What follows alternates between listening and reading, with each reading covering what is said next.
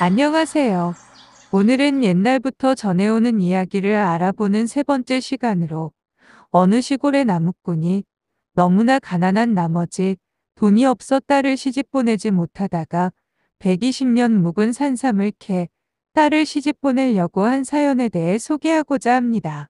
아직까지 이 채널의 구독자가 아니시라면 지금 바로 구독 버튼을 꼭 눌러주시고요.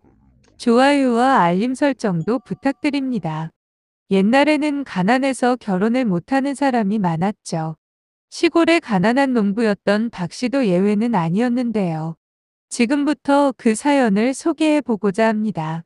시골의 나무꾼 박 씨는 가난한 것도 걱정이었지만 또 다른 태산 같은 걱정이 따로 있었습니다. 예전이나 지금이나 혼기를 앞둔 자식이 있으면 언제나 걱정이죠. 물론 예전에는 돈이 없어 장가나 시집을 못 가는 게 걱정이었으나 요즘 걱정은 결혼을 안 하려고 하는 게 문제니까 그 차원은 좀 다르답니다. 박 씨도 혼기를 한참이나 넘긴 딸이 올해는 가겠지 했는데 또 한 해가 속절없이 흘러 딸에는 또 한 살 더 먹어 29이 되었습니다. 시집을 못 가는 이유도 사실 따지고 보면 딸년 탓이 아니라 가난 탓이라고도 할 수 있었습니다. 1년 12달, 명절과 폭우가 쏟아지는 날을 빼고는 하루도 빠짐없이 산에 올라 나무를 베서 장에 내다 팔지만 그것만으로는 새 식구 입에 풀칠하기도 힘들었답니다. 딸이 이쁘고 똑똑하게 잘 자라난 덕분으로 가끔씩 매파가 와서 중매를 서지만 혼수를 흉내낼 돈도 없어 한숨만 토하다 보낸 적이 한두 번이 아니었답니다. 세상에 법 없어도 살아갈 착한 박 씨는 한평생 배운 것이라고는 나무장사뿐인데 요즘은 몸도 젊은 시절과 달라 나무찜도 점점 작아진답니다. 그런데 눈이 펄펄 오는 어느 날 그는 지게에 도끼와 톱을 얹고 어느 날과 다름없이 산으로 갔습니다. 산에 여러 나무가 있지만 조금이라도 화력 좋은 굴참나무를 찾아 헤매던 박 씨는 그날도 먹을거리가 변변찮아 아침 식사도 잘 챙겨 먹지 못해 배가 고파 그만 자리에 갑자기 털썩 주저앉았는데요. 그때 새하얀 눈 위로 새빨간 산삼 열매가 보석처럼 반짝였습니다. 그것이 무엇일까요? 바로 120년 묵은 산삼이었답니다.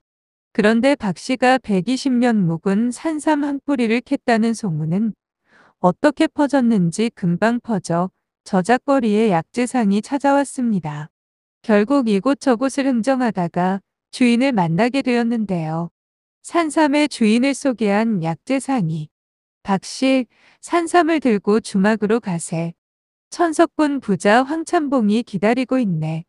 박 씨 노인은 이제야 산삼을 팔아 딸애를 시집 보낼 수 있다는 생각에 부푼 희망을 품고 박 씨는 이끼로 싼 산삼을 보자기에 싸들고 약재상을 따라 저작거리 주막으로 갔습니다. 황참봉과 그의 소아들이 술상을 차려놓고 산삼을 가져오는 박 씨를 기다리고 있었고요. 주변에는 주막을 제 집처럼 여기는 노름꾼들, 껄렁패들도 산삼을 구경하려고 몰려들었습니다. 마침내 박 씨가 보자기를 풀자 120년생 동자 산삼이 그 모습을 드러냈겠죠.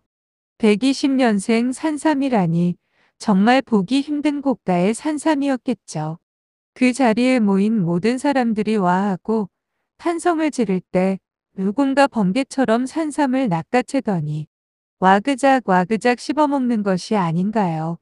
이게 무슨 청천벽력이냐. 그 순간 주막은 아수라장이 되었습니다. 그런데 황천봉의 소아들이 산삼도둑의 멱살을 잡아 올려보니 폐병으로 콜록콜록하는 노름쟁이 허골이란 놈이었습니다.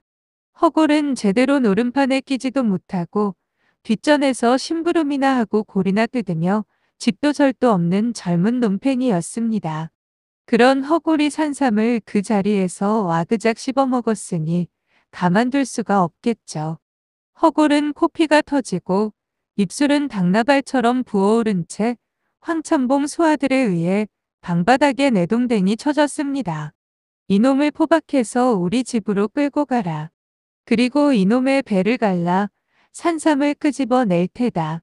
황참봉의 일갈의 허골은 사색이 되었겠죠. 바로 그때 박 씨가 나섰는데요. 뭐라 했을까 궁금하시죠? 그러나 박 씨는 참봉얼은 아직까지 허골의 뱃속에 있는 그 산삼은 제 것입니다요. 이놈의 배를 째든지 통째로 삼든지 제가 하겠습니다. 이렇게 말했대요. 듣고 보니 황참봉도 할 말이 없었습니다.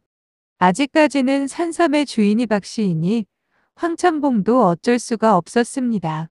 그런데 박 씨는 허구를 데리고 나와 모두가 예상한 것과는 달리 사람들이 아무도 보지 않는 언덕마루에서 그를 몰래 풀어줬습니다. 눈발 속으로 허골이 사라진 후 그를 본 사람은 아무도 없었습니다. 도대체 허골은 어디 가서 죽었는지 그 산삼을 먹고 병을 고쳤는지는 아무도 몰랐습니다. 집으로 돌아와서 박 씨는 막걸리 한 사발을 마시며 크게 한숨을 토했는데요. 그걸 팔아 딸을 시집 보내려 했는데 배를 짠들 산삼이 멀쩡할까? 내 팔자에 웬 그런 복이. 이렇게 말하며 자기 신세만 한탄하며 가난한 나무꾼의 삶만 계속되었는데요. 물론 딸에도 돈이 없어 시집갈 생각을 못했고요.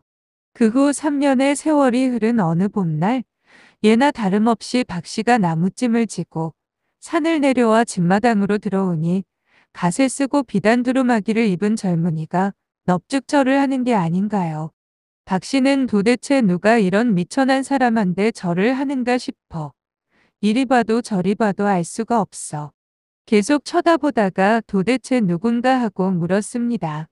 그랬더니 그 젊은이가 하는 말이 소인 허골입니다. 피골이 상접했던 모습은 어디 가고 산삼을 먹고 나서 얼굴에 살이 오르고 어깨가 떡 벌어져 다른 사람이 되어 있었습니다. 알고 보니 허골은 산삼을 먹고 폐병이 완치돼 마포나루터에 진을 치고 장사판에 뛰어들어 우리나라에서 알려진 거상이 되었습니다. 그리고는 산삼을 먹었는데도 배를 째지 않고 살려준 고마운 뜻을 갚기 위해 꽃 피고 새우는 화창한 봄날 허골과 박씨 딸이 혼례를 올렸습니다. 그래서 박씨는 더 이상 나무지게를 지지 않고 저작거리 대궐 같은 기와집에 하인을 두고 살았다는 이야기입니다. 정말 사람 팔자 알 수가 없죠. 그때 만약 배를 쨌다면 어쨌을까요?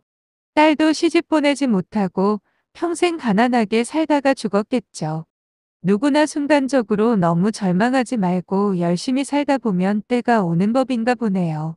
오늘은 폐병으로 다 죽어가는 허골이란 인간이 120년 된 산삼을 구경하는 척 하다가 입안에 쏙 틀어넣어 버렸으나 나무꾼이 용서를 해주자 산삼을 먹고 건강을 회복, 장사꾼으로 뛰어들어 나중 이름난 거상이 되었고요.